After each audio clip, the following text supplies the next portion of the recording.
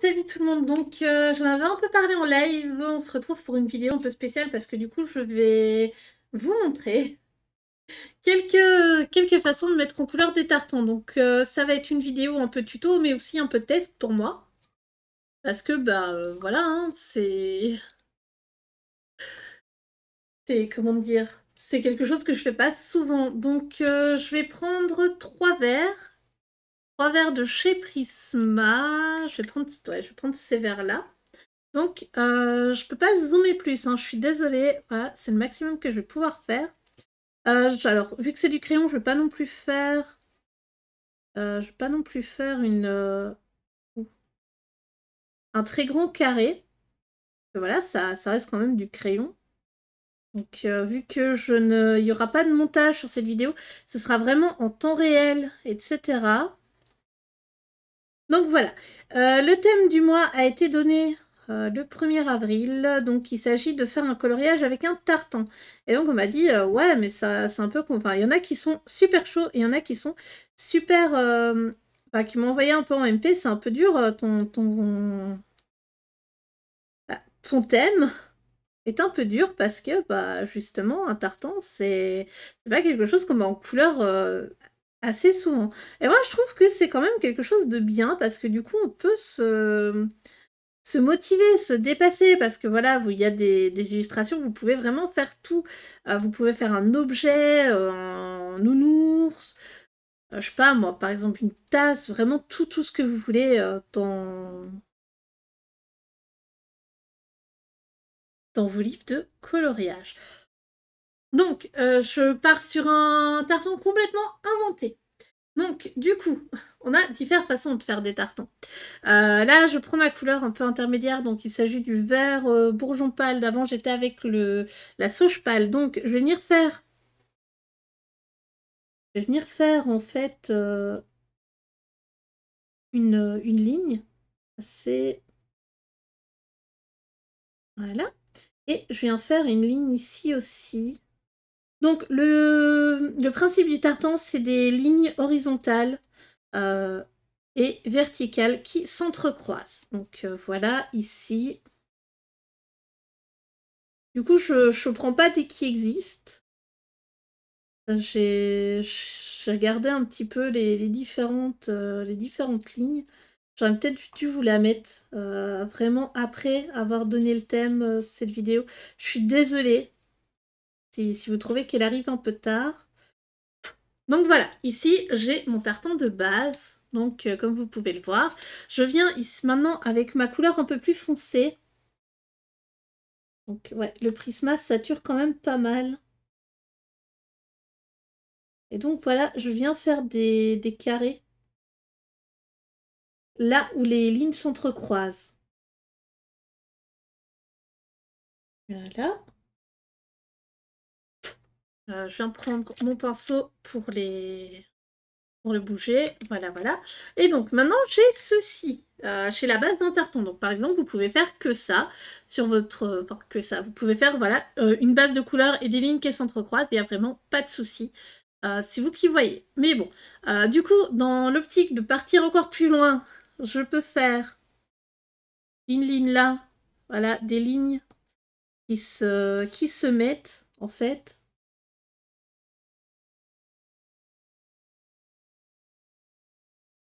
Donc là, j'essaie de respecter les couleurs. Mais ce qu'on peut faire aussi, c'est vraiment encore un truc un peu plus travaillé. Donc, hop, on peut remettre des lignes comme ça.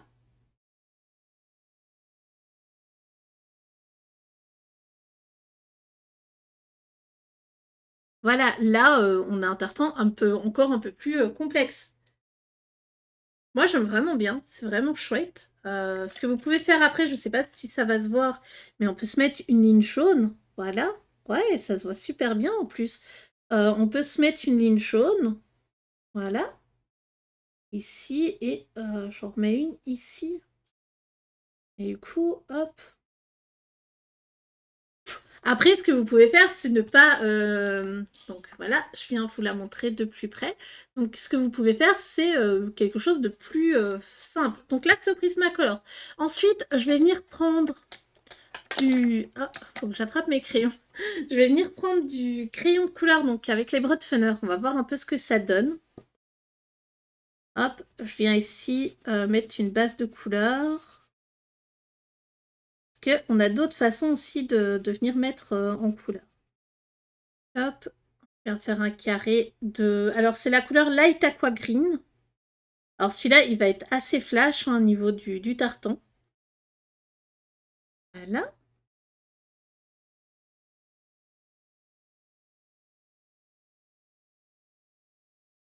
Hop.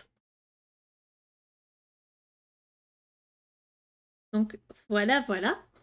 Donc là, on a une base de couleur. J'ai pas blendé plus que ça parce que je suis sur du papier à grains, donc le grain se voit quand même énormément. Je suis désolée pour ça.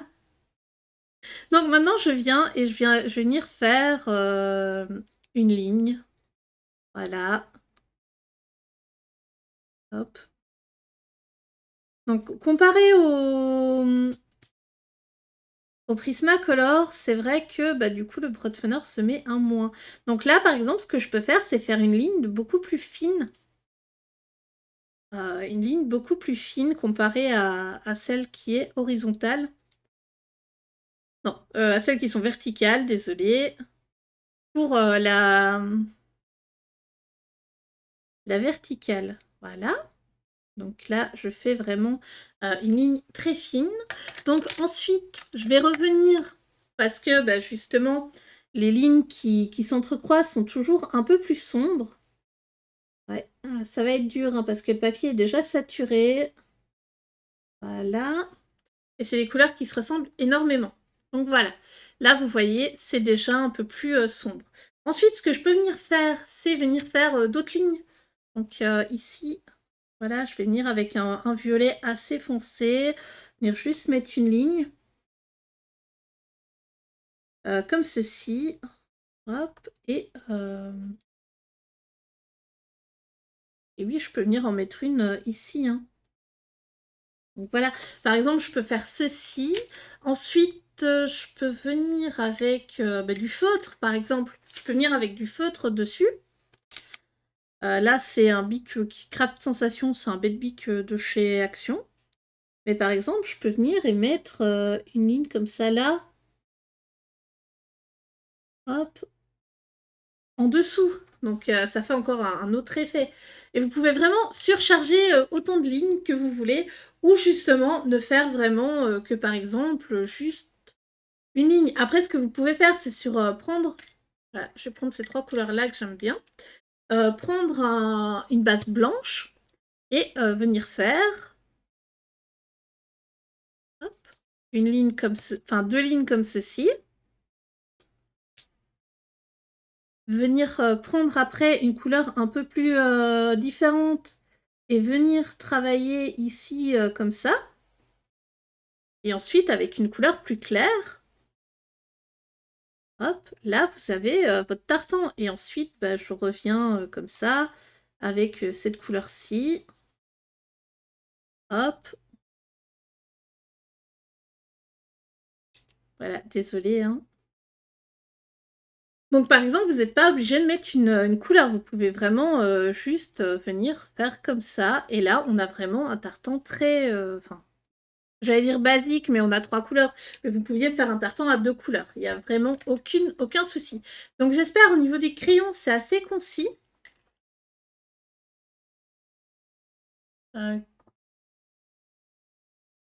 C'est assez... oui. Oui, je crois que c'est le mot concis. Je regardais si... Aïe. Si, voilà, mais non. J'ai oublié de préparer ce bloc. Regarde, vite là. Donc, voilà. Après, on peut en faire aussi au feutre à alcool. Mais je n'ai pas mon bloc de feutre à alcool. Donc, malheureusement, ça risque d'être un peu embêtant. Mais c'est pas grave, on va quand même le faire ici. Donc, j'avais préparé mes feutres ici sur le côté. Donc, ce qu'on peut faire, c'est par exemple, je prends trois couleurs qui iront bien ensemble. Voilà, pourquoi pas celui-là, je pense. Voilà. Donc, par exemple, ici, ce qu'on peut faire, c'est... Donc, je suis désolée, hein, mais ça risque de ne pas être très joli. vu qu'on est sur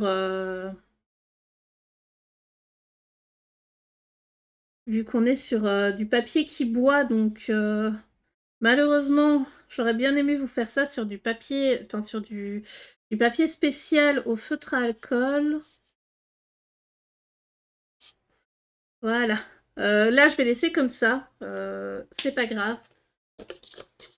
Donc, par exemple, ce qu'on peut faire, c'est venir ici avec une couleur plus claire. Là, avec une couleur un peu plus claire.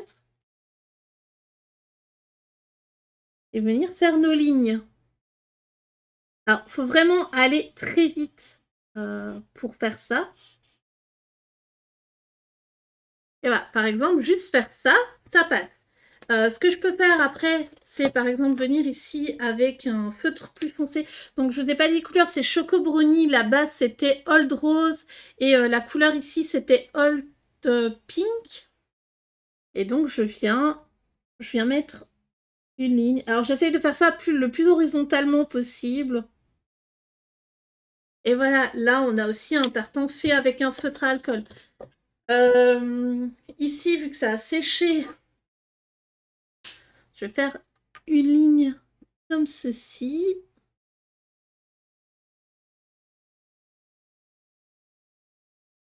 Voilà, je vais attendre qu'il sèche un petit peu, mais par exemple ici, ce que j'aurais pu faire, c'est venir reprendre du rose, venir avec la grosse pointe, et maintenant que c'est sec, voilà, venir comme ceci, rajouter du foncé là où s'entrecroisent nos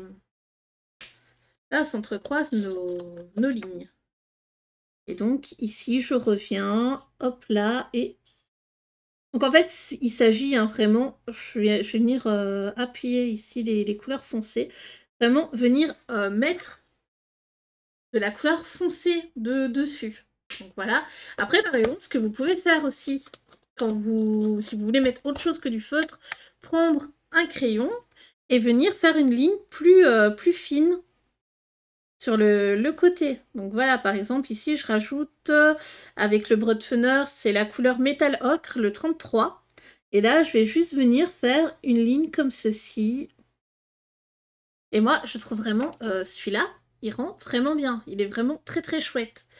Mais voilà. Donc vous pouvez vraiment y aller, mélanger les textures. Donc soit du feutre comme ceci. C'est vrai que je n'ai pas pensé à sortir, mais vous pouvez aussi prendre...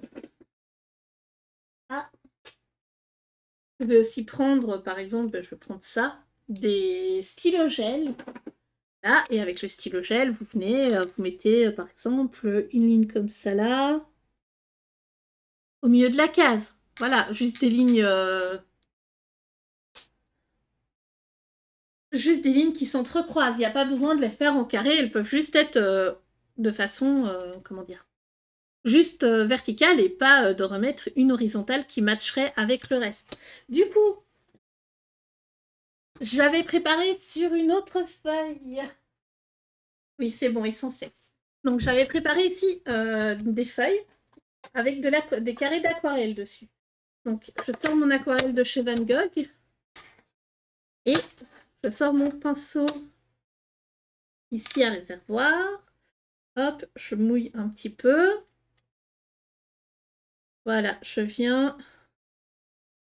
mouille légèrement. Donc là, il faut vraiment attendre que ce soit bien sec. Mais ce qu'on peut faire, c'est venir ajouter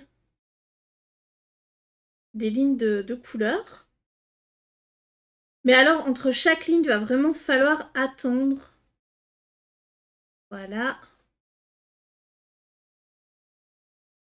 Donc voilà. Ici, donc c'est pas très précis, hein, donc moi je vous conseille pas enfin c'est une technique comme une autre, mais je vous conseille moins de faire celle-là. Parce que ça reste quand même une technique plus... où il faut vraiment attendre énormément. Hop. Voilà. Que ce soit bien sec. Donc ici, moi ce que je peux faire, c'est reprendre ici après du jaune et venir mettre une fine ligne comme ceci sans repasser. Ça, c'est vrai que, du coup, voilà, sans repasser, c'est pas plus mal. Hop, et du coup, ben là, on a le tartan de base, le plus connu, donc avec le vert et du jaune. Mais on voit pas énormément, hein, avec l'aquarelle. L'aquarelle, c'est quand même un matériel très transparent, donc c'est bien pour faire des lignes plus transparentes, mais franchement, comparé au feutre à alcool et cetera, moi je trouve que là, l'aquarelle, c'est pas, enfin, la base d'aquarelle peut être pas mal, mais le fait de remonter avec de l'aquarelle dessus, c'est moyen. Donc ensuite, je peux prendre par exemple l'artistro. Donc ici, j'ai de l'artistro. L'artistro et bah, du Posca, par exemple, pourquoi pas? Ah là, je peux prendre du Posca, je peux venir ici faire des lignes. Donc, des lignes de différentes tailles pour avoir des carrés. Et ce qu'on peut faire, c'est par exemple ici faire une ligne un peu plus épaisse que la précédente. Bon, après celui-là va faire très Noël. Et après, je prends mon artistro doré. Le Posca, ça... Voilà, ça sèche assez vite. Et venir mettre comme ceci du doré. Par exemple, pour faire du papier cadeau sur vos colos, ça peut être pas mal. Mais là, voilà, on a... Donc là, on a avec l'aquarelle les petites lignes jaunes, mais je trouve que ça se voit pas énormément, donc c'est pas génial. Mais là, avec l'artistro qui repasse au-dessus, c'est vraiment très chouette. Après, il n'y a pas que l'artistro, il y a aussi le stylo gel. Voilà, je vais prendre 2-3 couleurs de stylo gel. Ok, donc par exemple, ici, on va repasser sur le vert. Donc j'ai sorti du bleu et du jaune. Voilà, on va passer avec le stylo gel métallisé, donc avec des paillettes. On va repasser dessus, voir un petit peu ce que ça donne. Là, vous pouvez aussi mettre que du stylo gel. Ça peut être pas mal. Donc voilà, là, on a le stylo gel. Après, je prends mon bleu et par exemple, je viens faire une ligne comme ça, une ligne comme ceci. Donc là, il n'y aura qu'une seule ligne. Et par exemple, comme vous pouvez le voir, ici, je mets vraiment... Alors, c'est assez chouette. En plus, c'est très discret. Oui, par contre, si je mets pas les bons capuchons sur mon... Ah, si je mets pas le bon capuchon, ça n'ira pas. Donc voilà, par exemple, ce qu'on peut essayer aussi, c'est avec le Posca, de venir mettre des lignes blanches. Voilà. Hop, et je vais venir mettre du Posca ici aussi.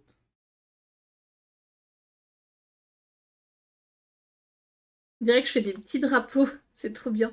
Et du coup, le Posca, en gros, ah oui, du coup, en assez conséquent, ça donne pas mal, hein. Qu'est-ce qu'on peut... Oui, ben voilà, on va attendre que le Posca sèche un petit peu ici. Mais du coup, ici, ce que je peux venir faire, c'est, voilà, je viens avec de l'orange et je viens mettre juste une comme ça là. Et en dessous, et cette couleur-là, pour une nappe, ça peut être vraiment très chouette. Une nappe de printemps. En plus, on est dans le printemps. Ce que je peux faire aussi, c'est venir ici à l'intérieur. Hop. Avec mon stylo gel. Et voilà. Ça peut être une technique. Bon, j'aime... Alors ici, et puis après, bah, tradition. On peut faire aussi, c'est venir avec... Voilà, avec du crayon sur le crayon sur le... Et j'avais oublié hein, le crayon de Prisma qui a une pointe très grasse. On voit énormément les coups en dessous. Ça rend un effet un peu flou. Et voilà, par exemple, ce que je peux faire, c'est juste venir mettre pour changer un peu de ce qu'on a déjà fait, de venir mettre une ligne comme ceci. Et de juste venir mettre une ligne qui, comparée à la verticale où elles sont bien pleines, voilà, comme ici, hein, venir mettre des lignes où on les voit moins en fait. Comme si on voyait encore la laine qui est en dessous. Et donc je viens, et par exemple, je viens juste mettre deux lignes. Deux lignes comme ceci autour. Donc voilà. Alors pour le moment, niveau des techniques que j'apprécie, donc aquarelle plus stylo gel, c'est moyen. Aquarelle plus Posca et stylo gel, ça donne bien, mais peut-être repasser des couches du coup. J'ai rangé mon Posca, voilà. Je ressors mon Posca et de revenir du coup. Oh là! Comment ça se fait? Ok, et de revenir comme ça. Et en plus, j'avais pas mis. Ouais, c'est là que je mis les lignes, donc je vais même pas repasser. C'est trop bizarre l'effet que ça m'a fait. Bon, enfin voilà, on peut revenir repasser avec du Posca pour essayer de cacher un peu et que le blanc soit au-dessus, donc ça s'entremêle et tout, c'est vraiment chouette. Aquarelle plus crayon, c'est validé. Aquarelle plus Posca et Artistro, donc feutre à l'acrylique, c'est plus que validé. Alors ici, là, le stylo gel sur le Posca, c'est pas ouf, et aquarelle sur aquarelle, ça ne va pas. Du coup, ici, crayon sur crayon, ça passe. J'ai pas testé, donc je vais faire ça vite fait. Hop, on va mettre une base de crayon. Voilà.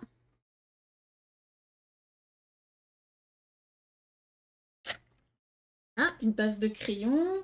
Ensuite, oups, je viens de faire tomber une encre. Ensuite, par exemple, je viens prendre. Du coup, ça, c'est des stylos comme les Artistro, mais qui viennent de chez Action. Voilà. Donc, par exemple, je viens, hop, avec de l'Artistro sur le crayon. Et ça c'est bien, au final. Hop. Alors moi, j'aime vraiment bien les lignes comme ceci qui viennent. Par contre, il va falloir attendre que ça sèche parce que le débit est énorme. Mais ce que je peux faire, je suis désolée pour les bruits. En fait, je cherche dans mes... Voilà, ce que je peux faire, c'est venir comme ça là. Hop, et carrément mélanger. Voilà, là, je mélangeais mon gris avec le Posca et... Hop, je viens avec le gris. Alors le gris va pas se voir énormément parce que voilà, mais je peux venir et mettre une touche de noir comme ceci.